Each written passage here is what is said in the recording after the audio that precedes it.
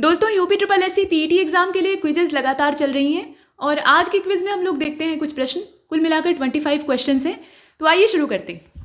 देखिए, ये जो टेलीग्राम का चैनल है इसे ज्वाइन कर लीजिए। ये एकदम से फ्री ऑफ कॉस्ट है और यहाँ जितनी भी अध्ययन सामग्री आपको दी जा रही है, चाहे वो प्रश्न उत्तर के माध्यम से हो या ऐसे भी डाटा दिया गया है पिक्स के माध्यम से या सूचनाओं को यहाँ परोसा गया है, वो सभी बहुत लाभदायक होगा। आप जो परीक्षा देने जा रहे हैं अगस्त में होने वाली है, तो उसके लिए काफ़ी काम का है। चलिए शुरू करते हैं। पहला क्वेश्चन देखते हैं और इस पहले प्रश्न में कहा जा रहा है कि who gave the general equilibrium theory, मतलब जनरल इक्विलिब्रियम थ्योरी को देने वाला व्यक्ति कौन सा था। इसमें से सामान्य संतुलन के सिद्धांत की बात हो रही है।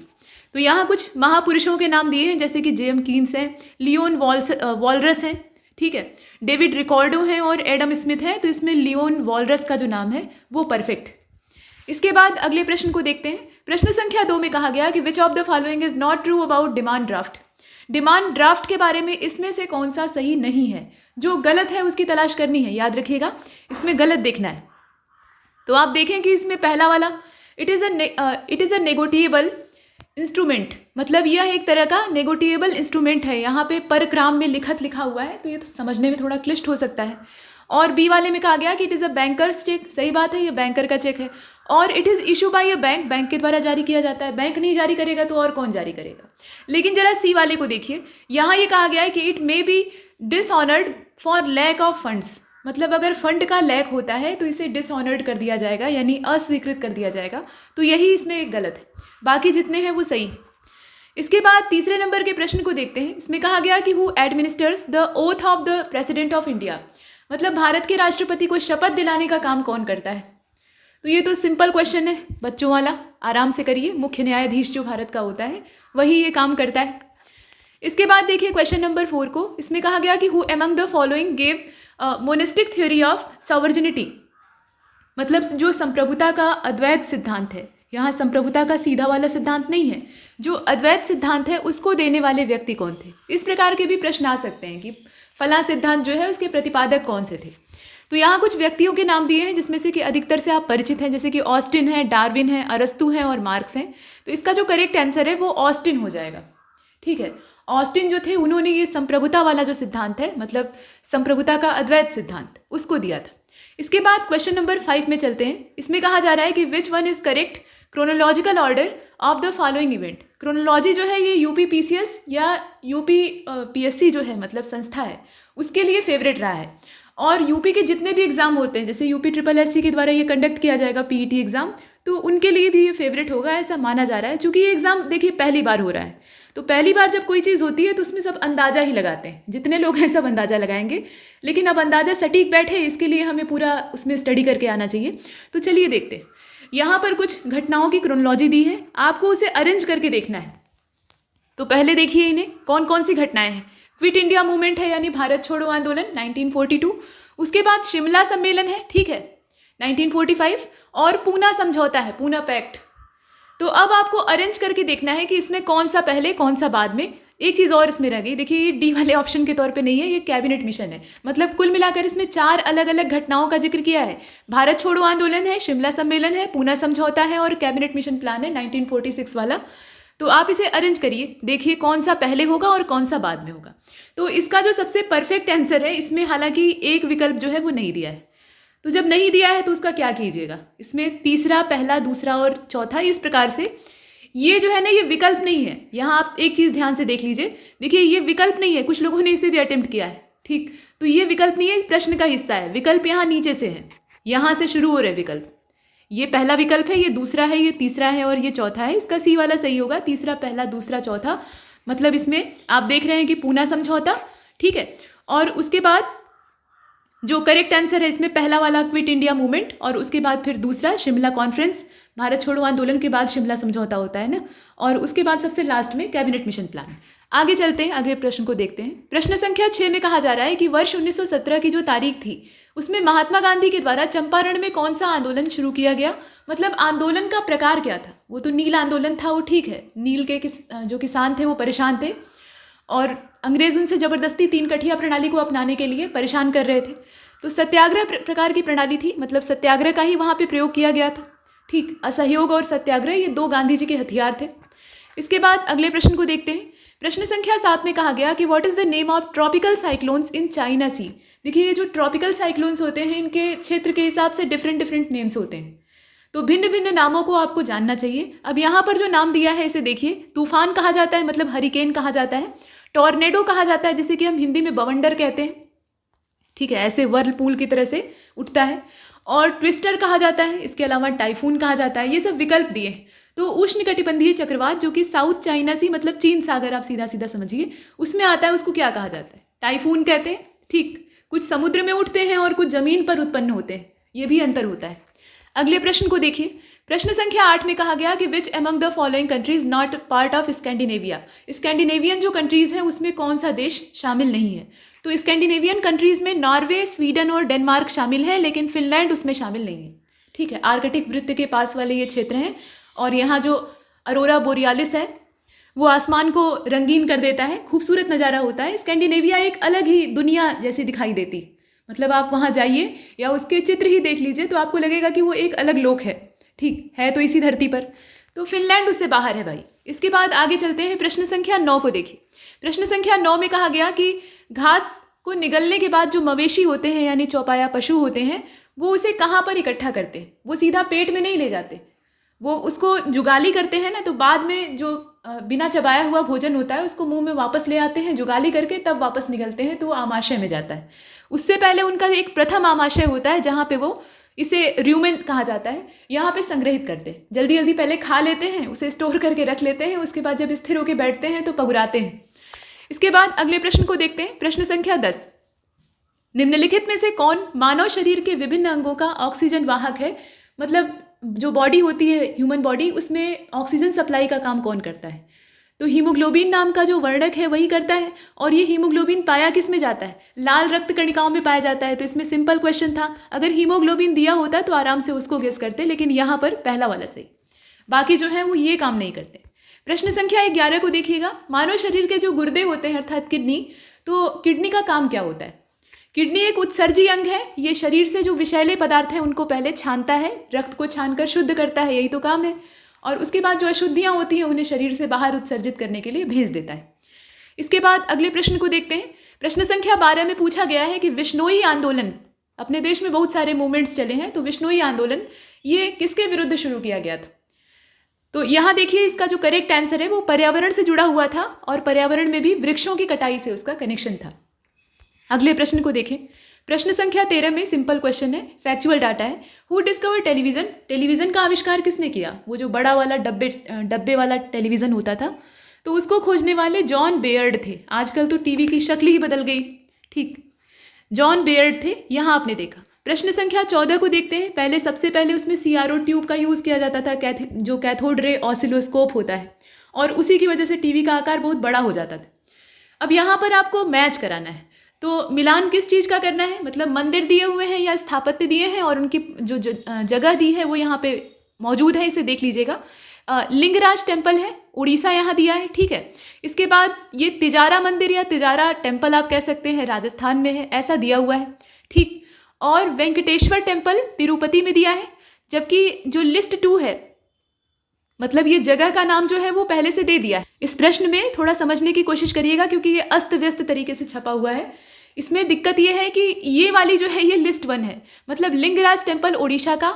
ठीक है, उसके बाद तिजारा टेम्पल राजस्थान का, यहाँ आप देख रहे हैं दूसरे नंबर पे, और फिर वेंकटेश्वर टेम्पल तिरुपति का। ठीक, ये सब मंदिरों के नाम दिए हैं, और लिस्ट 2 यहाँ पे है, जिसे कि 2% लोगों ने अटेम्प्ट भी कर दिया है, कोई बात नहीं। तो ये किससे संबंधित मंदिर है, मतलब किस देवता से संबंधित मंदिर है, ये आपको बताना है। जगह भी वैसे याद रखिएगा, क्योंकि उससे भी पूछा जा सकता है। तो यहाँ भगवान महावीर दिया है, भगवान विष्णु दिया है और भगवान शिव दिया है। तो इसमें आप ये बताइए कि कौन सा मंदिर किस देवता से बिलोंग करता है। नीचे लिस्ट आपको मिलान करनी है, और इसका बी वाला जो मिलान है वो परफेक्ट है, यानी पहले का क्या हो जाएगा? पहले का हो जाएगा सी वाला, यानी लिंगराज टेम्पल ये किससे संबंधित है?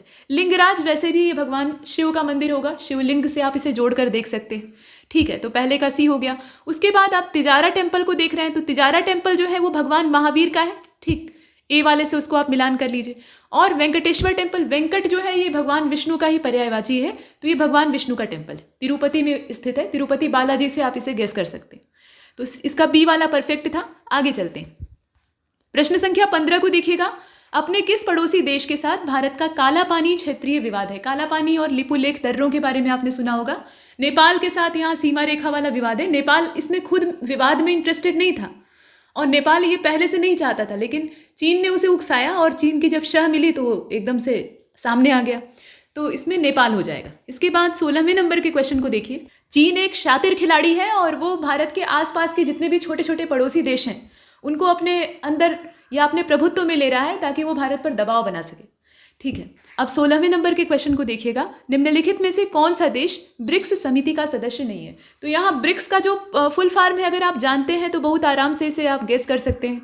और इसमें आप देखिए कि आइसलैंड नहीं है, भारत है, वो आई जो उसमें ब्रिक्स में है, आई तो है ही है, लेकिन वो आइसलैंड का आई नहीं है, वो इंडिया का आई है। बाकी जितने हैं वो शामिल हैं, ब्राज़ील, रूस, चीन। ठीक, इसके बाद अगले प्रश्न को देखते हैं। प्रश्न संख्या 17, ये अंग्रेजी का ही क्वेश्चन है। Choose the incorrectly spelled word.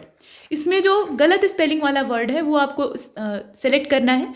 तो यहाँ एफॉरेस्टेशन दिया हुआ है, इसके अलावा ट्रांसल्यूसेंट दिया हुआ है और फॉरेनर दिया हुआ है, इसके बाद अचीवमेंट दिया हुआ है। तो इसमें जो बी वाला है ना उसकी स्पेलिंग गलत है, बाकी जितने हैं वो सही।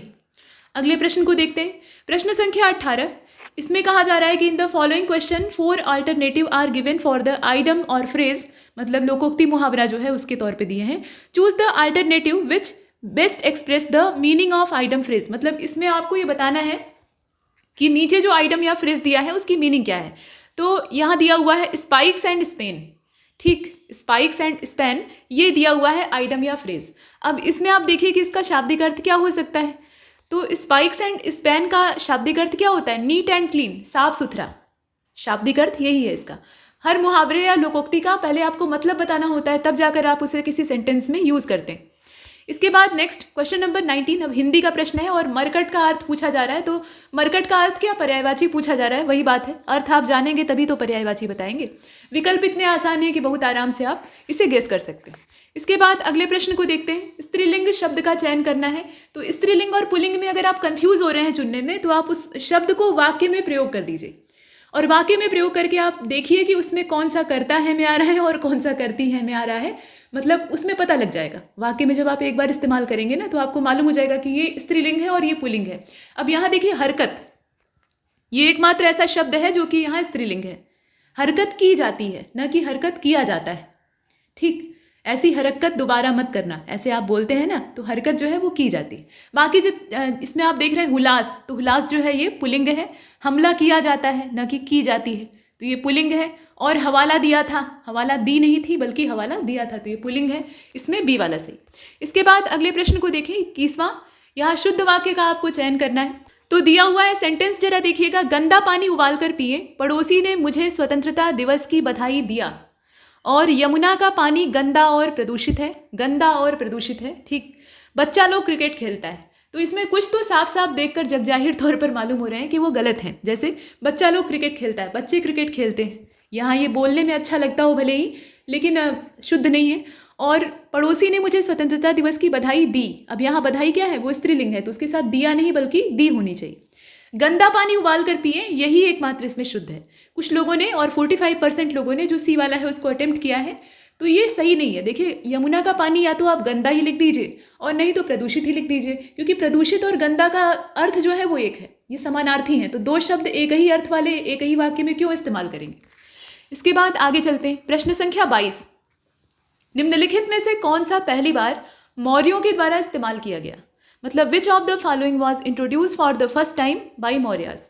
तो यहाँ कुछ चीज़ें दी हुई हैं। देखिए कुछ जो डायनेस्टी है ना उन्होंने अलग अलग चीज़ों का प्रचलन किया है। तो यहाँ पे आप देखें बर्न ब्रिक्स इन नॉर्थ ईस्टर्न इंडिया, मतलब जो जली हुई ईंटें उत्तर पूर्वी भारत में हमें प्राप्त हुई हैं पुरातत्व की खुदाई में, उसका इन्होंने ईजाद किया था या शुरुआत उन्होंने की थी। या गंगा के मैदानी इलाकों में गोल कुएं बनवाने का काम, मतलब रिंग शेप के जो वेल्स होते थे गंगेटिक प्लेन में, वो इन्होंने बनवाए। नुकीले पहिए का आविष्कार किया, मतलब जो स्पॉक्ड व्हील्स होते थे। अब इसमें जो डी वाला विकल्प दिया है उसमें कहा गया है कि ए और बी, तो ए और बी दोनों सत्य है। पहली बार मौर्यों के द्वारा शुरू किए जाने वाले ये दो प्रचलन हैं जिन्हें कि हमने यहाँ पर चुना और दोनों को एक साथ लेना था, इसलिए डी यहाँ पर सही विकल्प होगा। मतलब जो ईंटें हैं उनका प्रचलन इन्होंने किया था और वो जली हुई हैं, मतलब उन्हें पकाया गया है, और गोल कुओं का आविष्कार भी इन्होंने किया। इसके बाद आगे चलते प्रश्न संख्या 23 को देखिएगा। गुलाम वंश के कुछ शासकों के नाम दिए हैं, स्लेव डायनेस्टी है। इसको आपको क्रोनोलॉजिकल ऑर्डर में अरेंज करना है। तो गुलाम वंश की शुरुआत कहाँ से होती है? क्योंकि ये मोहम्मद गोरी के गुलाम के द्वारा रखा हुआ, मतलब नींव रखा हुआ वंश है, तो इसीलिए इसको गुलाम वंश या मामलूक वंश कहा जाता है। कुतुबुद्दीन ऐबक से शुरू होता है, उसके बाद इल्तुतमिश, फिर लंबी चौड़ी उत्तराधिकारियों की लिस्ट है। तो चलिए इसमें देखते हैं। यहाँ देखें बलबन, माफ़ कीजिएगा, बहराम शाह दिया हुआ है, ठीक है।